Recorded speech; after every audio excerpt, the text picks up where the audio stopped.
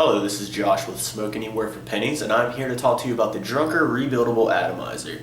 Remember, in all rebuildable atomizers, including the Drunker tank, you will find your own methods and which work for you. These are just guidelines, and this is what works for me. The first thing I'm going to talk about today is the materials that I use to rebuild this atomizer. A syringe to transport the liquid, clippers to clip the wire.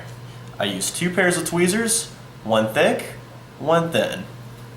32 gauge Kanthal wire, 2.5 milliliter silica wick, the atomizer itself, Penny's Girl Vanilla, which has a 100% vegetable glycerin base, and of course my Z-Max Mini. Alright, let's get to the rebuild. I've been using this device for about 2 weeks now, so it no longer has the factory wick inside of it, but that's alright, it'll still work the same.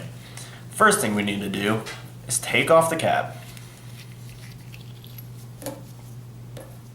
Once you have the cap off, you will notice there is a pre-rolled wick that the factory has already installed for you.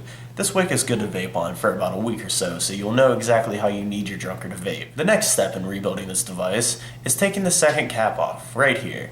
Just make sure there's no liquid inside of your device whenever this happens.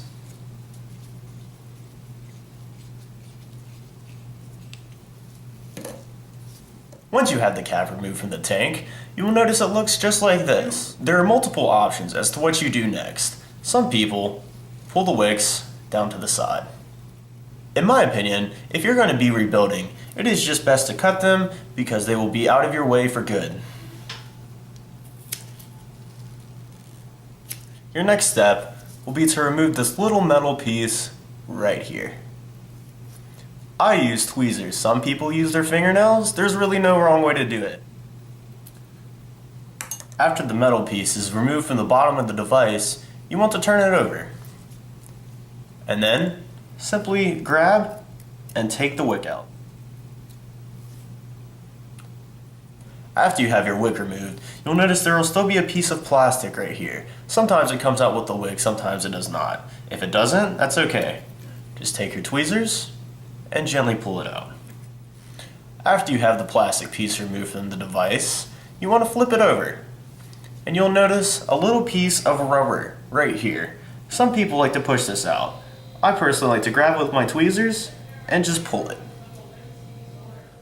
After you have taken this device completely apart, these are the necessary pieces that you should still have. Now let's get to rebuilding this thing.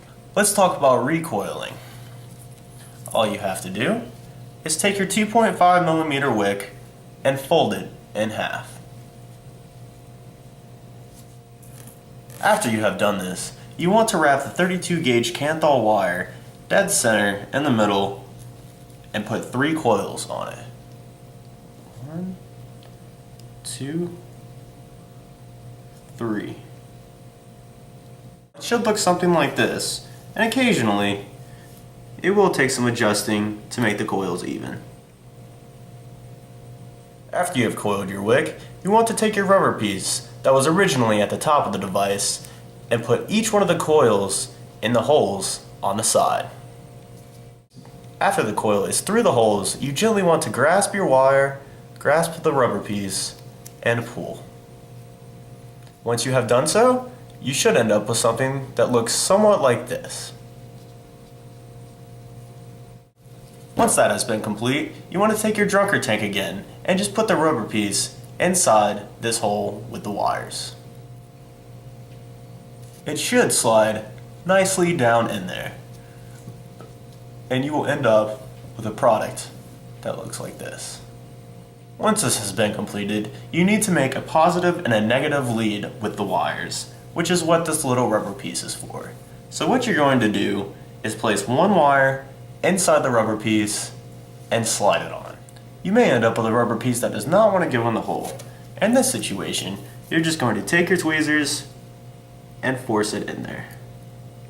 Once this rubber piece is placed inside the hole, you want to make sure it is nice and tight.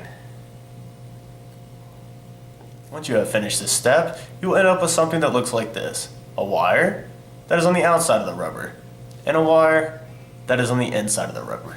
After this stage is complete, you want to pull both wires to the side because we're going to put the final metal piece inside of this hole. So your final step is to take this metal piece and place it inside of the rubber hole. So your coil is complete, but we're not finished yet. Your next step is to trim the wires as closely to the device as possible. After this step has been completed, you just want to simply take a pair of scissors and trim the wick.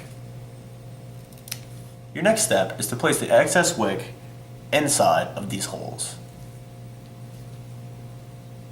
To do so, we recommend using a little bit of e-liquid just to soften up the tip. In my opinion, once you have started getting the wick inside the hole, it is best to take a pair of tweezers and pull instead of push. Once you have your first wick through, you will end up with something like this. If it frays like this, it's not to worry. It'll work just fine. After you've completed getting the wick through the holes, it should look something like this. And remember, this width length is my preference. Try cutting them long, try cutting them short, and just find something that works best for you. Your next step is attaching these two pieces, the tank to the top cap. You do so by putting the wicks on the outside of the silver posts and then just screwing it in.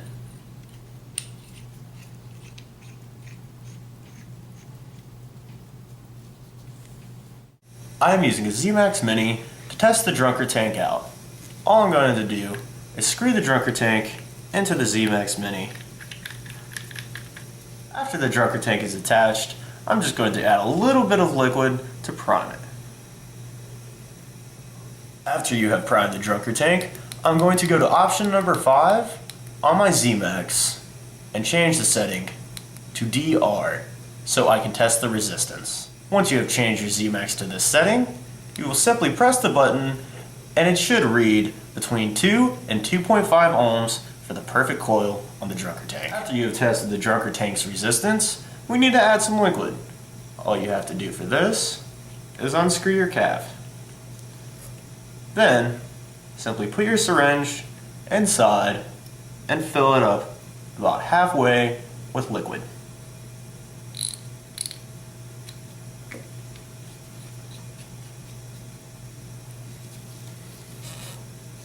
For the drunker tank, I recommend not filling it up over halfway with e-liquid just to prevent extra spillage. Now our final step is to screw the cap on.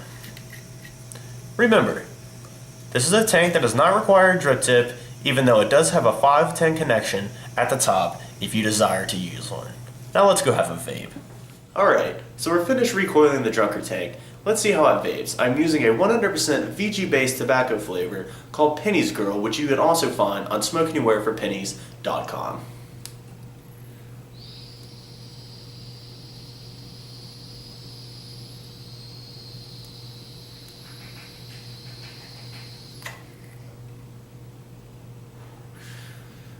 As you can see, lots of vapor production, good throat hit, and it's just an all-around great device. If you have any further questions about this device, visit us on SmokeAnywhereForPennies.com, email us, call us, or visit our storefront located in Matthews, North Carolina. I'm Josh Ward. Thank you for watching.